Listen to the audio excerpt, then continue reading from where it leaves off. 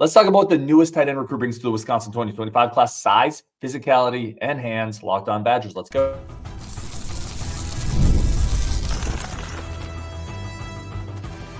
You are Locked On Badgers, your daily podcast on the Wisconsin Badgers. Part of the Locked On Podcast Network, your team every day. What is going on, Badger fans? Welcome to Locked On Badgers, your team every single day. I'm your host, Ryan Harris, part of the Locked On Podcast Network. So grateful to have every single one of you here. There's a bunch of stuff you can do with your time, so thank you for giving us a tiny bit of it. Really do appreciate you. Today's episode brought to you by FanDuel. Place your first $5 bet. You get started with $200 in bonus bets guaranteed. Visit FanDuel.com to get started. Today's episode, we're going to be talking about the newest commit to the 2025 class. Thoughts on Phil Longo, quarterback room, maybe hitting the portal this offseason, necessary or not. And have people started to lose patience with Luke Fickell, maybe a little prematurely? We're going to talk about all that on today's show. But first, we got a new guest on the show. Ryan Bliss joins us, man. Super excited to have you here. And it's a good episode to be here. We're talking about doing the show and then the news of the commitment pop. So we get to talk about a commitment on your first show here, which I think is super stoked. And on every show we got Fire the recruiting cannons. Another one is headed to Madison on Wisconsin. All right, so really quickly, let me set the stage. Emmett Bork, 6'6", about 245, 250. I've seen it a couple different places. 3-star composite in-state tight end, flips from Michigan State to Wisconsin. Always nice to flip a kid that was in-state, but also a kid that was committed to a Big Ten rival. Ryan, I'll kick you off here, man. Any thoughts you have maybe after watching film or this tight end room? Emmett Bork commits to the Badgers 2025 class. I definitely think it's always good to add depth to that room, especially within recent years. You've always seen that there have been instances where that room's gotten pretty thin and they just kind of had to makeshift a little bit and try to make it work and add some pieces. So I think adding depth to that room is always a good thing, and it's even better when it's always an in-state kid. Yeah, and you look at the film of him, and I was watching some film, 6'6" guy. They put him out wide. They split him out wide. It's jump balls. It's catches in traffic. It's really good hands. It's pretty good short area feet. He's able to get up press coverage, that kind of stuff. I don't think he's a burner. Like, this is not like a flex tight end at the next level, but this is a big physical guy that can catch the ball. Kind of trying to think of a good Badger comp, but I think he's going to be more in line. But I didn't see him block at all. There's no blocking clips of him, which is going to be interesting because I don't think he's quite the burner. He's going to have to maybe where he's going to play at the next level is going to be interesting. Whether it's going to be in line or they're going to try to flex him out more.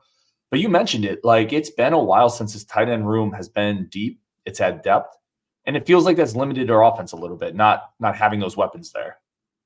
Yeah, for sure. I think like the last real tight end that I was excited about, especially when it came to the Badgers, was Clay Cundiff before his career got blindsided due to that injury. I remember watching that game against Notre Dame in Chicago, and I was just like, this kid looks like he could be a stud.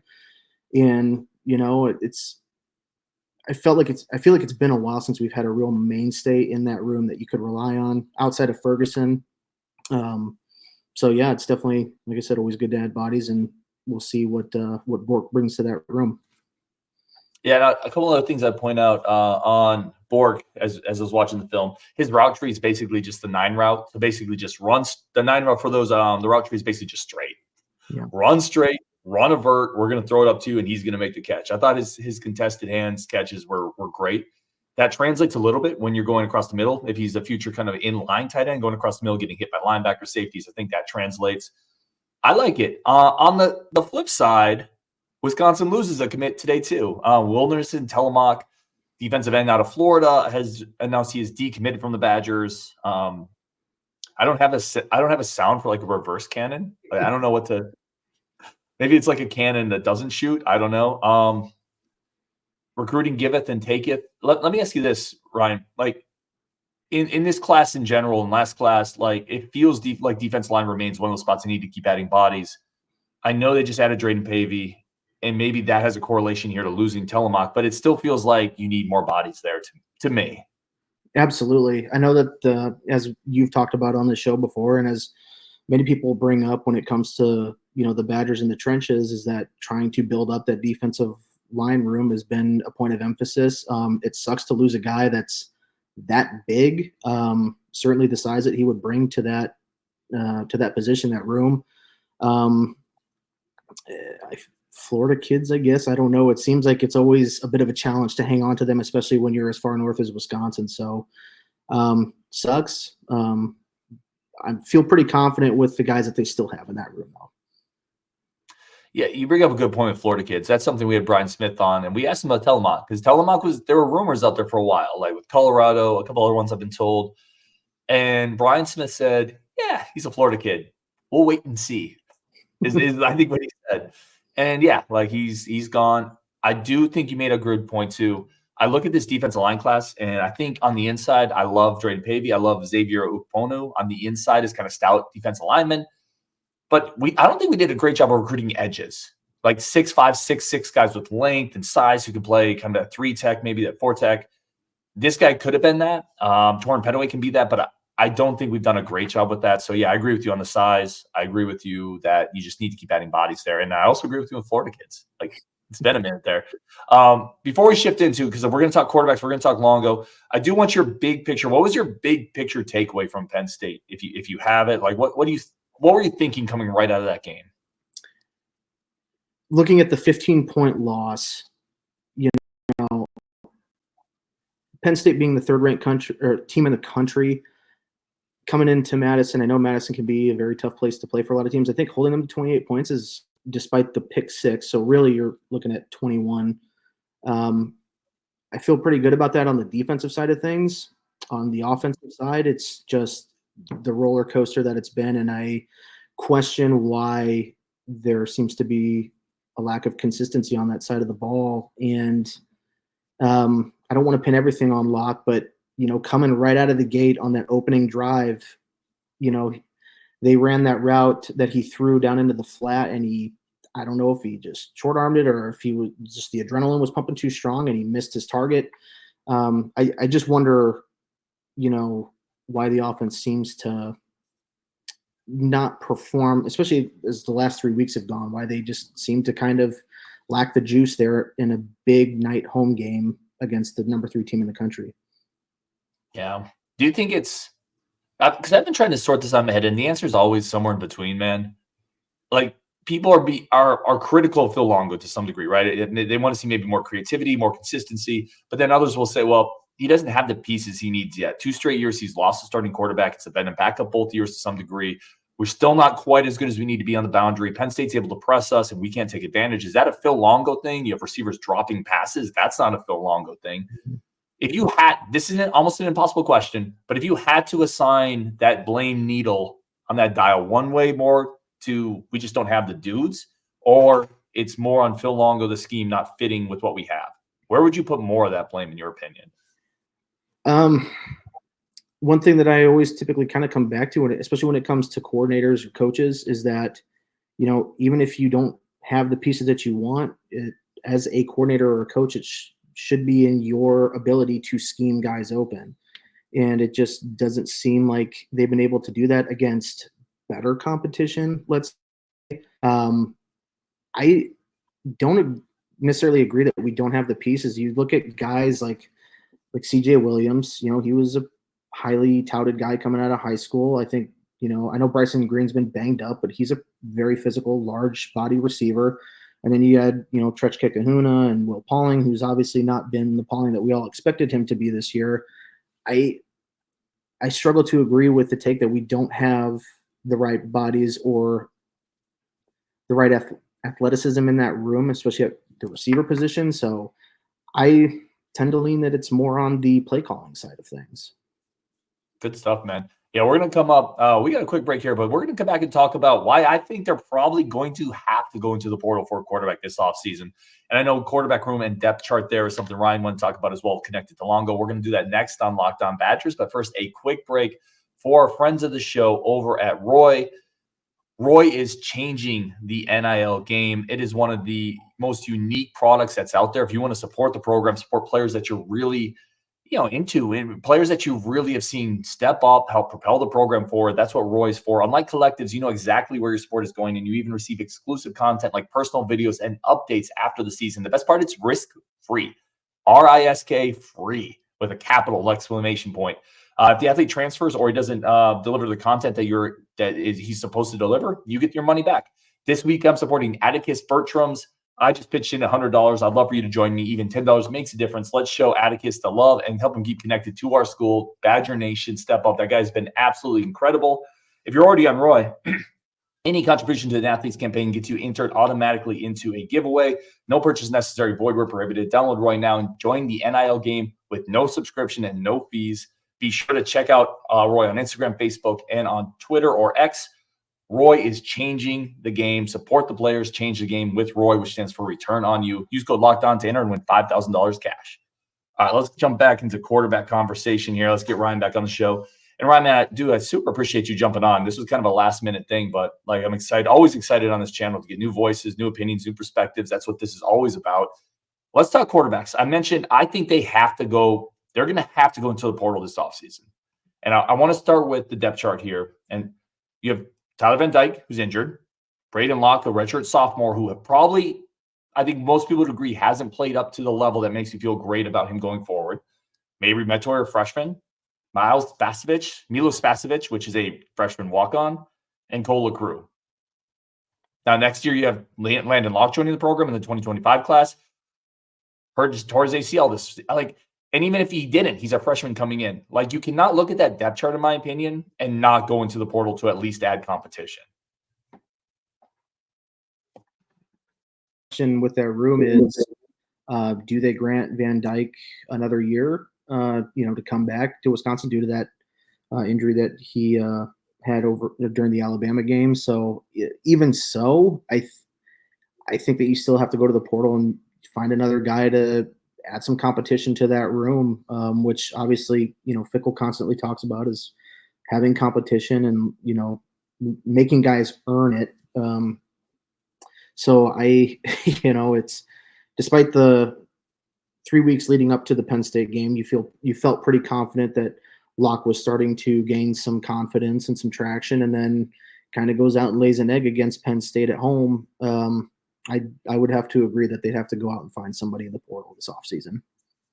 Do you think it makes sense to go after Tyler Van Dyke and get him back for another year? Like, is that something they should do? I don't think so. How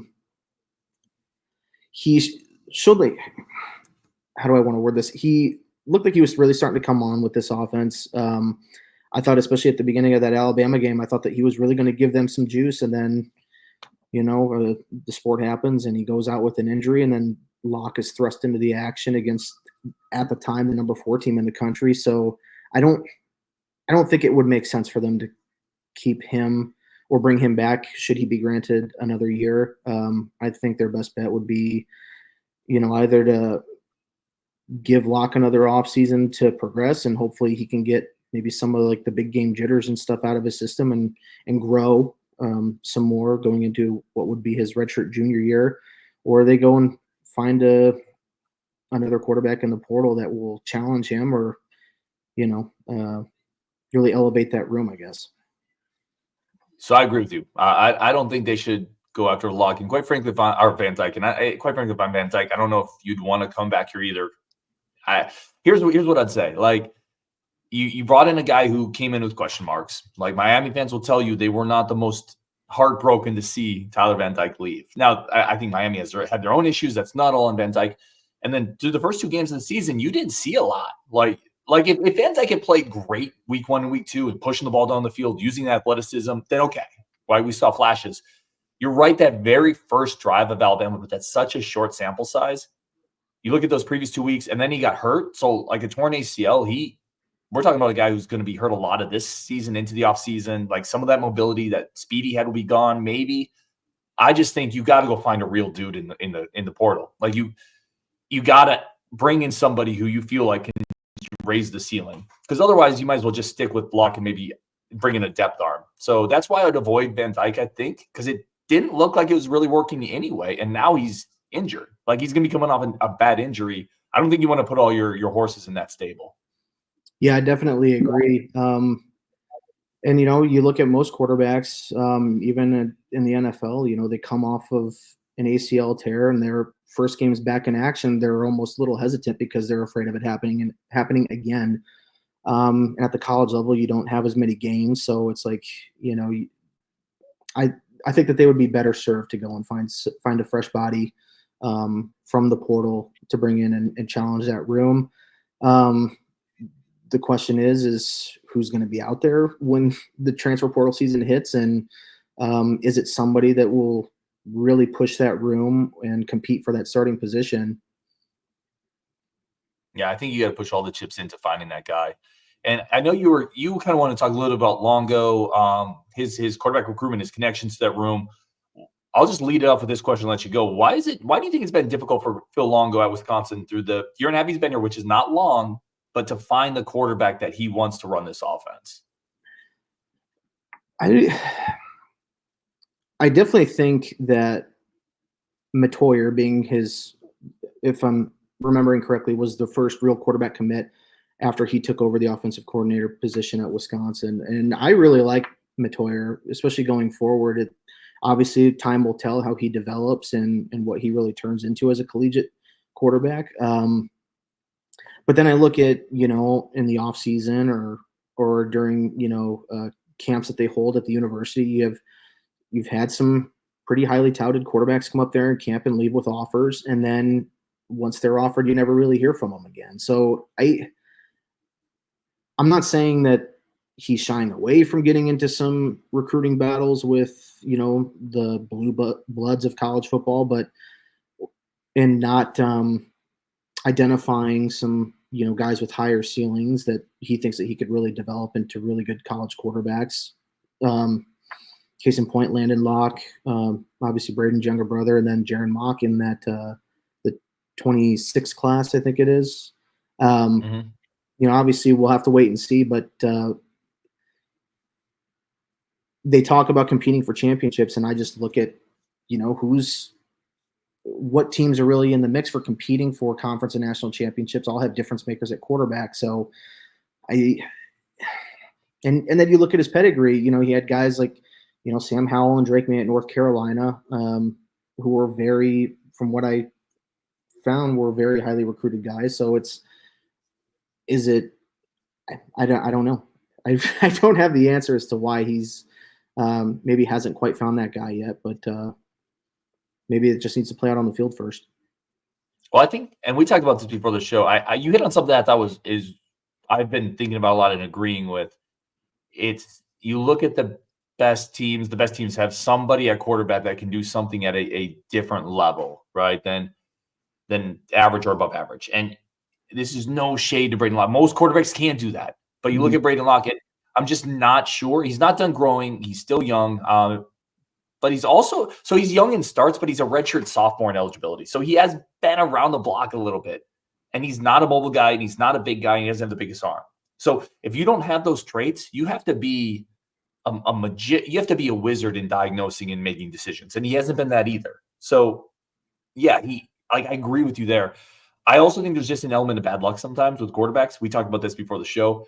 There's a lot of teams searching for quarterbacks, right? There's a lot of teams. Michigan, look at Michigan this year, right? Like, it's hard to find them. And there is just an element of sometimes you strike out. Sometimes the best programs strike out. Clemson, after Trevor Lawrence, like, they went on a quarterback odyssey. We talked about this. There's other programs too. It's hard to do it. It's not an excuse. You got to do it. And Longo is the guy that was brought here to do it. But I think there's just maybe been an element of bad luck as well. You bring Evers in, you couldn't pick up the playbook. LaCrue's been hurt, so you didn't really get a chance to develop him. Both your starters have been hurt in Mordecai and TVD. That stinks. So there is an element of bad luck, I think, here, but ultimately nobody's going to want to hear that. Yeah, definitely. You can't really predict that 2 years in a row that the transfer quarterback that you brought in was going to go out for either an extended period of time or an entire season, basically. So I think they really drew the short straw on that one. But yeah, quarterback's definitely a tricky position. It's obvious, people always say that it's the most important position in all of sports. So I think, if they really, I think we've had a pretty good sample size of locks so far. And it seems like when the lights come on, especially during big games, that there's just something not quite clicking there. And you got to find somebody who just, whenever in big moments, for whatever reason, like I wonder, sometimes guys that maybe not practice quite as well, but when they're put into those kind of moments, everything just kind of clicks for them. So I'll be interested to see what that room looks like going forward and whom, if anybody, that they're able to find to really elevate and get Phil Longo's offense looking the way that everybody expected it to. I agree with you, by the way, and Mabry Metoyer. I've seen people already kind of, well, why isn't he playing if Locke is doing this? He must not be that good. Do not sleep on that kid yet. Like, he is big, he's fast, he's physical, he's got a big arm, he's a freshman. I've lost no faith in his ability to potentially be the guy. I just want to throw that out there. I think people are losing patience with him far too quickly. He's not supposed to start as a true freshman. Yeah, very, very rarely do you see that happen, especially across the sport. So I'm definitely still waiting to see. I've personally, in the small sample size that we've gotten from him so far this year, I like what I've seen. But I definitely think it's way too early to put the jury out on him. So, true freshman, he's already seen a little bit of time. For me, I think that kind of tells you something is, I think they're really looking at him to hopefully take some strides and push. Maybe he's one competing for that starting role next year as a true sophomore or redshirt. I don't know if he's expired. Be a redshirt. Yeah. So we'll see what happens there. Regardless, I still think they bring in a transfer, but yeah, I'm definitely very high on his ability and his ceiling. No, you're right. I cut you off there. It's redshirt freshman as of now. Who knows by the end of the year, which I think is probably where you were going with that. Yeah, I think that's absolutely in the plans. I think they hope that he's a guy that's pushing for that spot next year, especially. And listen, Locke still has time this year. I don't want to close the book on that. If he finishes strong, this equation potentially changes. But as of now, I think this is a fair discussion to have. All right, we have to take a quick break. We're going to come back. Some fans are losing faith and patience in Luke Fickell and this regime. I think that's premature. I'm going to tell you why coming up next on Locked On Badgers. But first, a quick break for our friends of the show over at FanDuel. Listen, FanDuel has been with us for a long time. And with good partnerships, man, you don't let them go because FanDuel's fast. It's incredible. It's easy to use. It's simple. Great payouts, parlays, teasers, futures, whatever you want. They have the lines up there quickly. The user interface is incredible. The payouts are quick and painless, unlike other places where it feels like you have to, I don't know, go get the local guy down at the bar with a crowbar to go get your money out of some of these places. FanDuel's cool with it. They get you paid when you win, even though I don't often do it because I bet with my heart. I had Wisconsin last weekend. It is what it is. I'm a fan's fan of a gambler, which is not always the smartest way to do it, but it's a great place to do it. That's where we do it. The official sportsbook of the Locked On Podcast Network. Right now, you get started with $200 in bonus bets guaranteed when you place your first $5 bet. That's $200 guaranteed, $5 bet over at FanDuel.com, the official sportsbook of the Locked On Podcast Network. All right, let's jump back into this with Ryan. First time on the show with Ryan, and let's talk Luke Fickell. This is something you wanted to hit on too. It feels like there's some fans out there that are kind of already questioning the patience. Is this the right move? Okay, when is it time to bail? Hot seat. I'll let you get started on this one and give your take here and where you're at on Luke Fickell and kind of where we're at a year and a half into this. Yeah, I would say definitely a year and a half into this. The results haven't been what everybody expected or wanted. You look at last year, I think there were definitely some games that you felt confident that we would have won that didn't go the way that you think that they would have gone. And then you look at this year, you start the season a little shaky with some okay competition, and then you get blown out by Bama at home, choke a game against USC in their house, and then you go on a 3-game tear. I still think that the best is yet ahead for Fickell and his vision for this program. Did he turn things around a little bit quicker when he was at Cincinnati? Sure. At that time, they were, still in the group of 5 in the American Athletic Conference. So, he wasn't having to prepare for an Alabama, a Penn State, and coming up here in a few weeks in Oregon in the same season. I'm sure that he's still going through a lot of growing pains being in the Big Ten. Yes, he coached at Ohio State for, a little bit, but I still feel like he knows what it takes to build a strong program.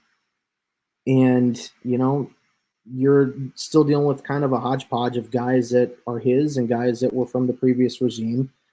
I'm gonna hold out and wait until he gets, the class of 24, 25, and the upcoming class of 26 in there, and really develop them the way that he wants to and his staff wants to. And then I'll make my decision on whether or not I feel like he can really get us to where we want to go. But yeah, my confidence is not shaken. I'm definitely disappointed for being a lifetime Wisconsin fan. This wasn't on my bingo card, but it's you just got to roll with the punches sometimes. Yeah, I'm with you there. I think it's far too early to. I think if you're confident you made a good decision, and if you're confident you made a good hire, let's say you brought in someone to build an incredible dam from a river, and you did the research, you've seen what he's done, you believe in the process, you know he's a builder, and it's taken a little longer because maybe the foundation around the dam was a little weaker than you thought, and it takes. But if you know and believe in the person you brought in, you got to believe he's going to get the job done and see it through. You're a year and a half into this thing. You're a year and a half into what most people across college football lauded as one of the hires of the offseason. You've seen what he's done in Cincinnati. I think foundationally, he's built the program in areas that have been neglected, whether it's marketing, recruiting, the NIL side. I think all of that has really been building below the surface, and that below surface pressure starts to build up, and it creates it's like a volcano, right? I'm using all sorts of analogies now. Volcanoes, dams. But it's like those things erupt under the sea, and eventually it emerges, and you see, oh, there's something there. I think that's what's happening. So I've lost I think Longo is interesting. Like there's something not clicking there. But in terms of Luke Fickell in this regime, I've lost no real confidence there. I still think he's the guy. I still think that was the right hire. And I think you give him a couple years to get his classes in here, you're going to see some things start to shift. Yeah, I definitely agree. I think you look at some of the true freshmen this year that are starting to see some time. We've seen a little bit of Kevin Haywood, who everybody was super high on. You've seen a little bit of Dupree and Jones in the backfield. I think that the eye for talent is definitely there. Whether they're highly rated guys or some of the maybe more underrated guys, I still think that I think that and believe that the staff knows what they're looking for, especially for the program that they're trying to build. So like I said, I'm still going to wait and see and let these recruits of Fickell and his staff get in, develop. You anticipate maybe a few of them will probably leave and be over recruited or whatever. But yeah, I'm still super excited for what the future holds, especially with the talent that they're bringing in. I like this comment up here. This is from Timothy Palm. When will Badger fans stop blaming the quarterback after every loss? 81 yards rushing, and 15 of them were from Atticus. Multiple drop passes. So it's essentially, we talked about quarterbacks here. I talked about quarterbacks on the post-game reaction show. Are we being too hard on Braden Locke?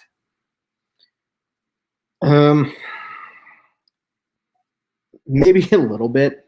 I don't know.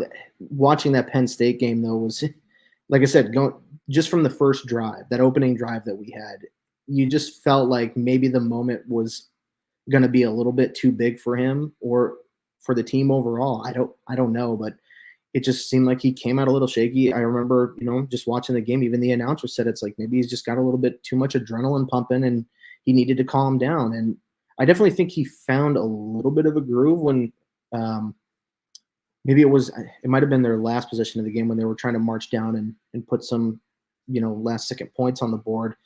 And he was throwing some pretty decent balls and guys were finally making catches that they weren't earlier in the game. So that's another aspect of it that you can't completely put it all on Locke. It's a little bit of give and take for me. I think that there were definitely some things that he needs to do better.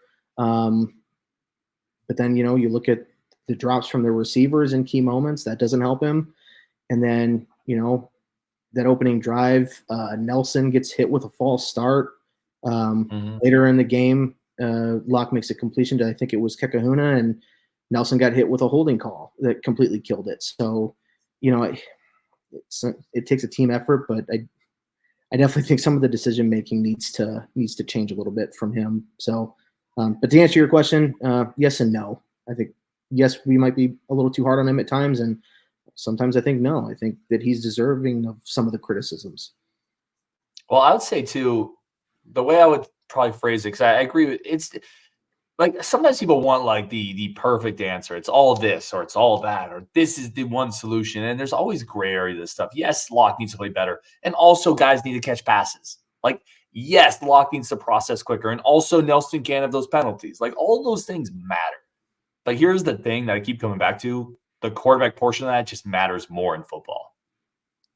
Like that's just the truth of it. Like the quarterback has an outsized impact on the game.